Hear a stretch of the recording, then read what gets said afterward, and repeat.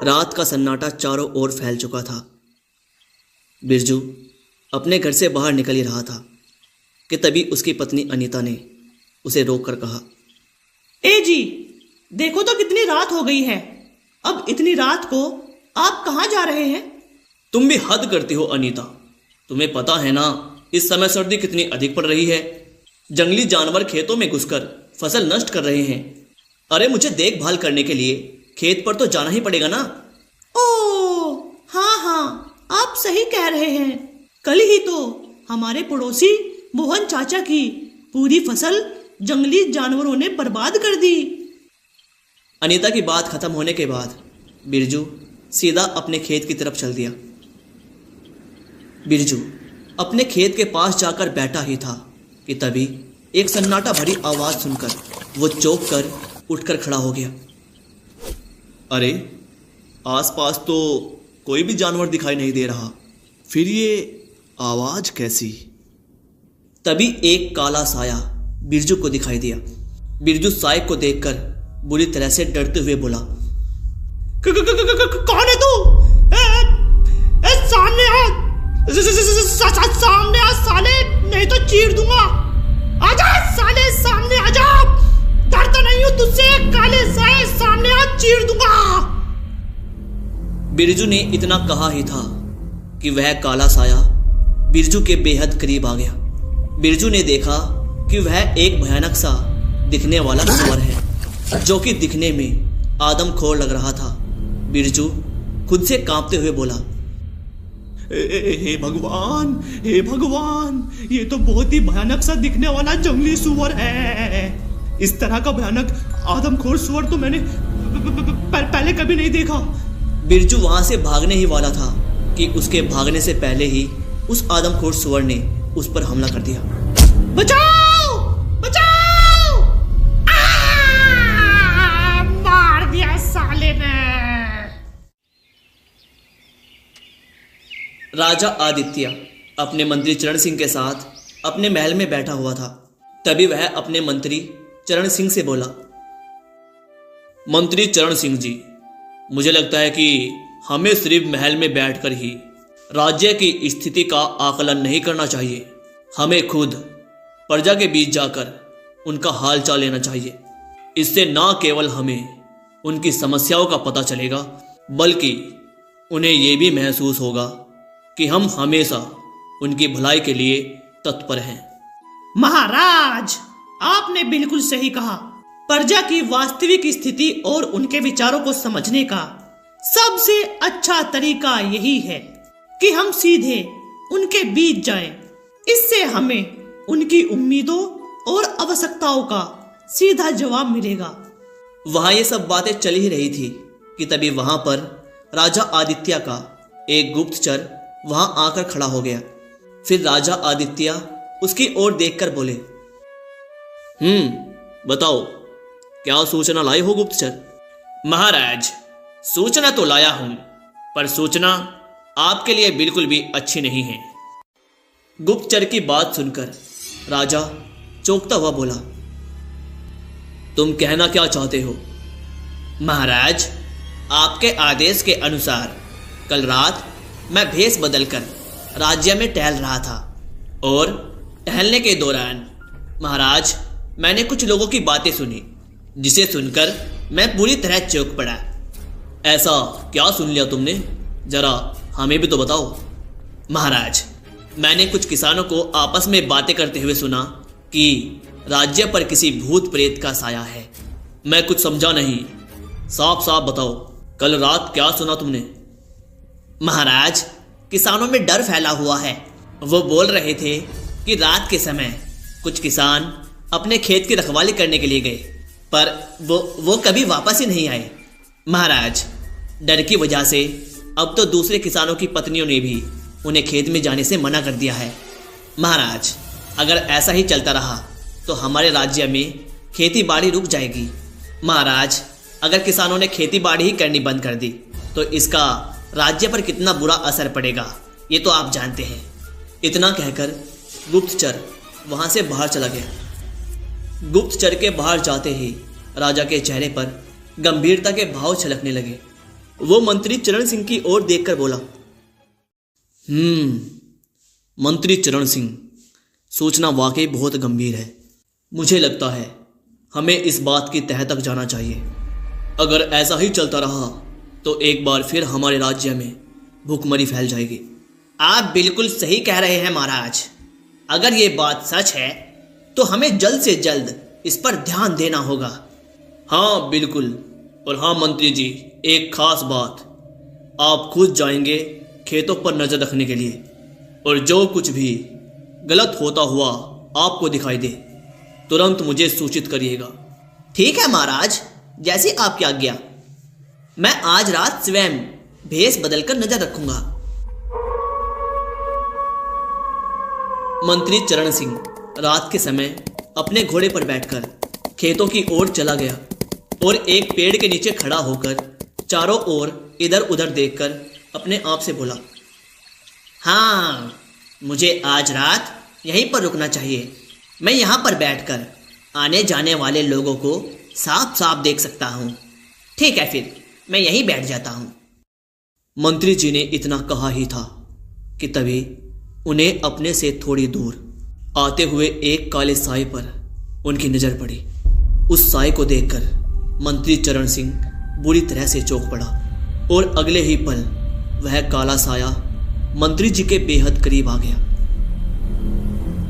मंत्री चरण सिंह ने देखा कि एक काला साया जो कि एक सुअर में परिवर्तित हो गया, जिसका चेहरा बहुत ही भयानक और खूंखार था।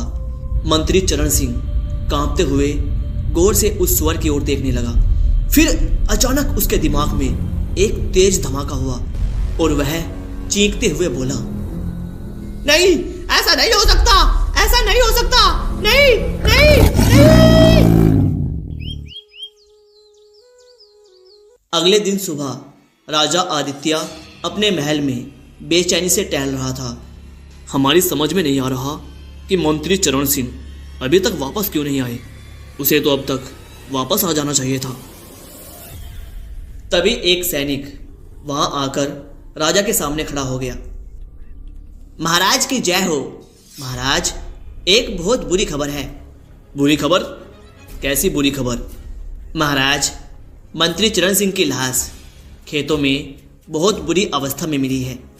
ऐसा लगता है महाराज कि किसी आदमखोर जानवर ने उन पर हमला किया है। यह सुनकर राजा आदित्य बहुत बुरी तरह से चौंक पड़ा और फिर गंभीरता से बोला, क्या तुमने वहां किसी आसपास के लोगों से पता किया? महाराज, हमने बहुत पता करने की कोशिश की, पर लोग इतने डरे हुए हैं महाराज कि कुछ भी कहने को तैयार नहीं है। इतना कहकर सैनिक वहां से चला गया। मंत्री चरण सिंह की हत्या के बाद पूरी प्रजा में डर का माहौल कायम हो गया। यह सब देखने के बाद राजा आदित्य सिंह अपने आप से बोला, हाँ, अब तो लगता है कि मुझे स्वयं जाकर किसानों से मिलना पड़ेगा। अगर किसान खेती ही करना बंद कर देंगे तो अनाज की कितनी कमी लगेगी। अनाज की कमी प्रजा के साथ साथ सैनिकों को भी कमजोर कर देगी, जो हमारे राज्य के लिए बेहद घातक है। राजा आदित्य अकेला अपने घोड़े पर बैठकर अपने राज्य के उस स्थान पर पहुंच गया जहां पर किसान रहते हैं। राजा को वहां देखकर सभी किसान अपने घरों से डरे सहमे राजा के पास चले आए। फिर राजा आदित्य उनकी ओर देखकर बोला, मेरे सैनिक यहाँ पर कई बार आए और तुमसे पता करने की कोशिश की, लेकिन तुम में से कोई भी कुछ भी बोलने के लिए तैयार ही नहीं है। अगर तुम कुछ बताओगे ही नहीं तो फिर इस समस्या की गुंजी कैसे सुलझेगी? कोई तो आगे आओ और मुझे बताओ। फिर राजा आदित्य एक बूढ़े किसान की ओर देखकर बोला, आपकी दहशत भरी आंखें बता रही है कि आपने कुछ देखा है। वह बूढ़ा किसान राजा की ओर देखता हुआ डरता हुआ बोला, महाराज, कुछ दिनों पहले मैं और मेरा बेटा अपने खेत में पानी दे रहे थे। तभी अचानक एक जंगली सुअर हमारे सामने आकर खड़ा हो गया और मेरे ही सामने मेरे पुत्र को मारकर खा गया। मैं बड़ी मुश्किल से अपनी जान बचाकर वहां से वापस अपने घर आ पाया। कैसे पिता हो तुम उसने तुम्हारे पुत्र को तुम्हारी आंखों के सामने मार दिया और तुमने मुझे सूचित करना भी गवारा नहीं समझा। मैं बुरी तरह से डर गया था महाराज। जब मैंने इस बात की चर्चा गांव वालों के सामने की तो गांव वाले भी बुरी तरह से डर गए और उसके बाद किसानों के लापता होने का सिलसिला शुरू हो गया। मैं जानता हूं महाराज, कोई आदमखोर सुअर ही है जो किसानों की हत्या कर रहा है और उसी ने मंत्री चरण सिंह की भी हत्या की है। मैं भूत प्रेत आदमखोर वादमखोर किसी को नहीं मानता। जरूर कोई मेरे शत्रु राज्य का दुश्मन कुछ जंगली सुअर खेतों में छोड़कर मेरी प्रजा में डर कायम करने के लिए ये सब कर रहा है और मैं इसका पता लगा कर रहूंगा। ये मेरा आप सबसे वादा है। आज से आप लोगों को डरने की कोई जरूरत नहीं है। किसानों से इतना कहकर राजा सीधा अपने महल चलाया और अपनी पत्नी रुक्मणी से बोला, रुक्मणी, मेरे दोनों पुत्र कहाँ हैं? आपको अचानक अपने पुत्रों से क्या काम पड़ गया? समय आ गया है रुक्मणी उनकी बुद्धि की परीक्षा लेने का। मेरे बड़े बेटे अशोक और छोटे बेटे चंदन को तुम मेरे पास भेजो। इसके थोड़ी देर बाद ही अशोक और चंदन राजा आदित्य के दरबार में राजा आदित्य के सामने खड़े थे। फिर राजा आदित्य अपने दोनों पुत्रों की ओर देखकर बोला, समय आ गया है कि तुम दोनों की परीक्षा ली जाए। तुम तो सब जानते ही होंगे कि इस समय राज्य में क्या चल रहा है। जी पिताजी, हमें पता है कि इस समय राज्य में किसी आदमखोर जंगली सुअर का खौफ फैला हुआ है। तो तुम इस बारे में क्या सोचते हो, बताओ। मेरा मानना है पिताजी कि यह जरूर किसी हमारे शत्रु देश के किसी राजा का काम है जो हमारी प्रजा में खौफ कायम करके हमें कमजोर करना चाहता है और हमारा राज्य हथियाना चाहता है। तुम में तो वाकई बुद्धि है राजकुमार अशोक।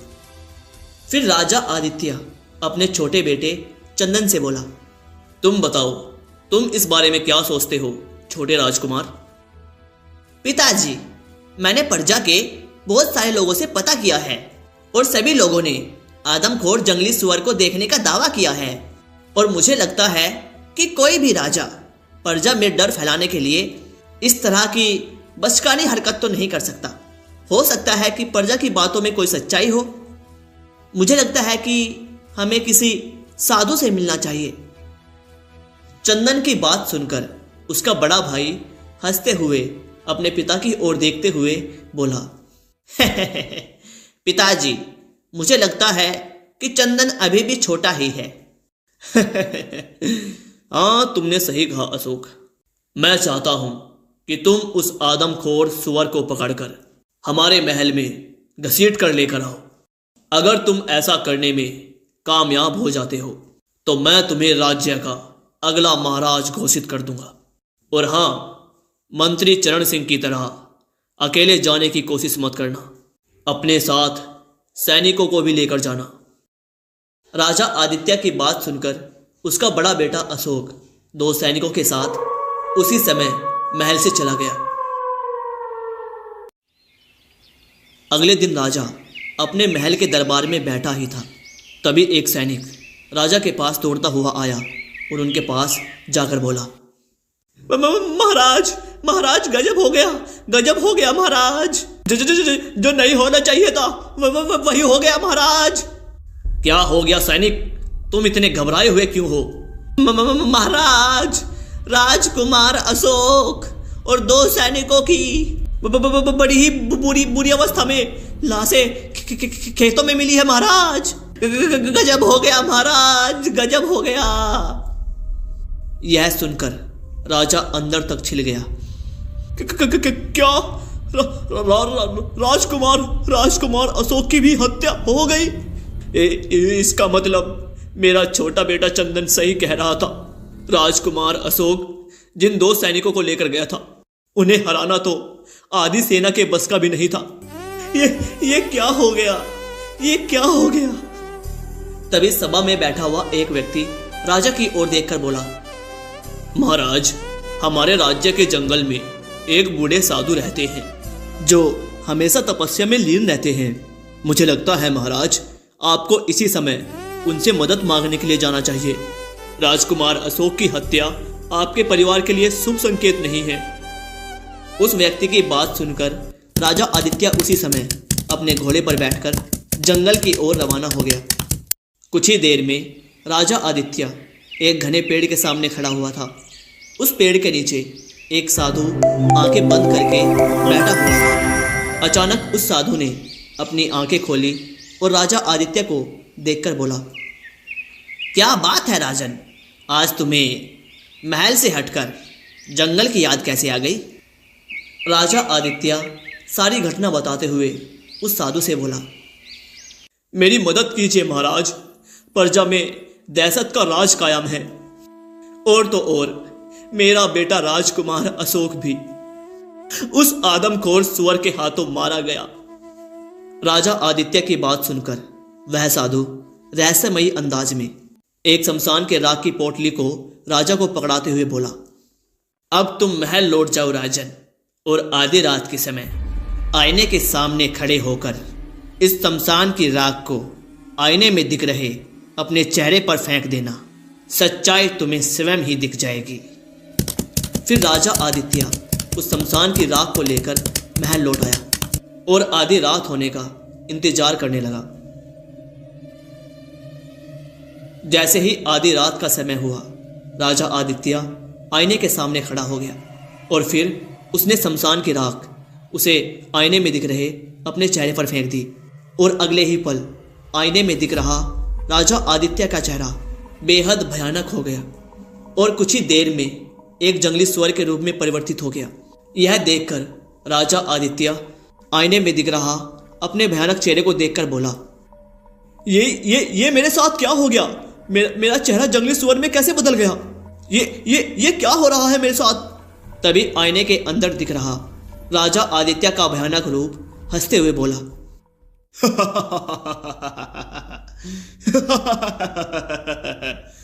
इतने हैरान मत हो राजा आदित्य।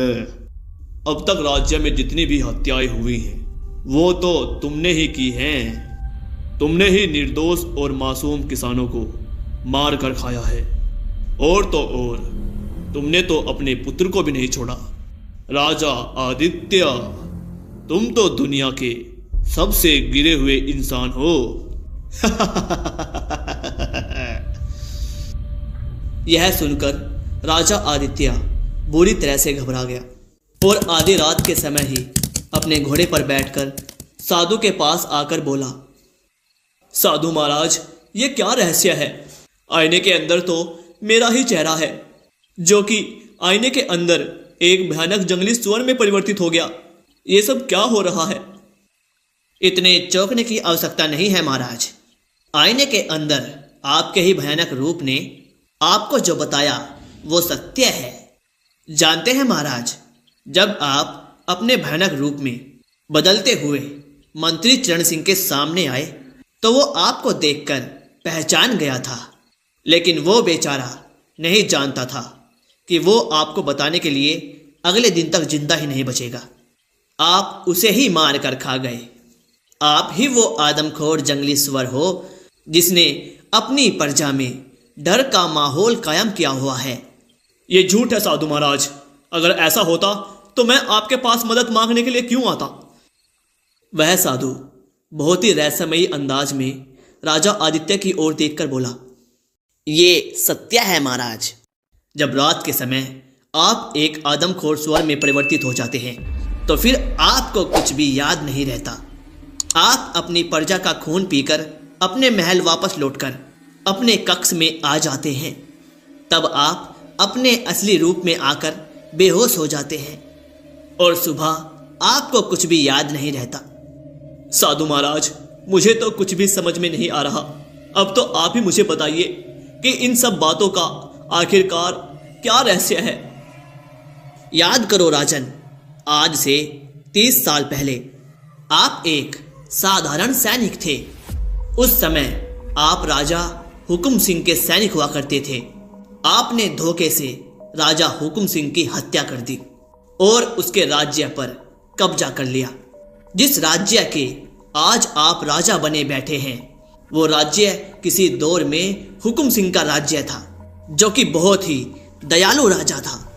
और तो और तुमने राजा हुकुम सिंह की पत्नी और उसके एकलौते बेटे को भी मारने का प्रयास किया, मगर राजा की पत्नी आपके इरादों को भांप गई थी। इसीलिए वो समय रहते अपने पुत्र के साथ जंगल में भाग गई थी। वो कमजोर थी, उसका राज्य छीन चुका था। वो आपसे बदला लेना चाहती थी।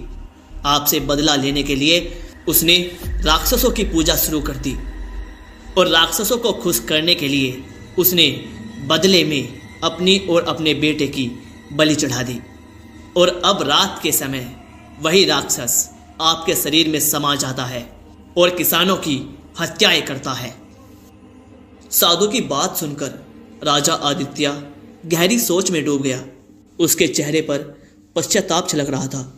फिर राजा आदित्य साधु की ओर देखकर उदास लहजे में बोला, मुझे नहीं पता था बाबा कि मेरे कर्मों की सजा मेरी संतान को भुगतना पड़ेगा। अभी तो शुरुआत हुई है राजन। अगर उस राक्षस को नहीं रोका गया तो कुछ ही समय में वो आपके शरीर में समाकर आपके पूरे परिवार को खत्म कर देगा और धीरे धीरे इस राज्य की पूरी प्रजा को खा जाएगा। यह सुनकर राजा आदित्य कांपते हुए बोला, तो फिर मुझे इसका हल बताइए महाराज। इसका केवल एक ही उपाय है राजन। यहाँ से कुछ दूर एक तालाब स्थित है। आपको उसमें कूदकर अपनी जान देनी पड़ेगी। आपके मरते ही वह राक्षस आपके शरीर से बाहर आ जाएगा, मगर वो उस तालाब से कभी भी बाहर नहीं आ पाएगा। पूरा राज्य यही समझेगा कि आपको भी वह आदमखोर सुअर मारकर खा गया। और फिर आपके छोटे बेटे चंदन को आपके सिंहासन पर बैठा दिया जाएगा और यही आपके कर्मों का फल है। साधु की बात सुनकर राजा आदित्य उदास होता हुआ सीधा उस तालाब की तरफ चला गया। तालाब के पास पहुंचने के बाद उन्होंने तालाब में छलांग लगा दी। राजा आदित्य के मरते ही राज्य में सब कुछ सही हो गया और कुछ ही दिनों बाद राजा आदित्य का छोटा बेटा चंदन उस राज्य का नया राजा बना, जिसने अपनी प्रजा के लिए बहुत अच्छे अच्छे काम किए। वह एक बहुत अच्छा और दयालु राजा बना। इसी के साथ यह कहानी यहीं पर खत्म होती है। अगर आपको कहानी पसंद आई हो तो वीडियो को लाइक किए बिना मत जाना और ऐसी कहानियों के लिए चैनल को सब्सक्राइब करना मत भूलना। मिलते हैं एक और ऐसी कहानी के साथ, तब तक के लिए बहुत बहुत धन्यवाद।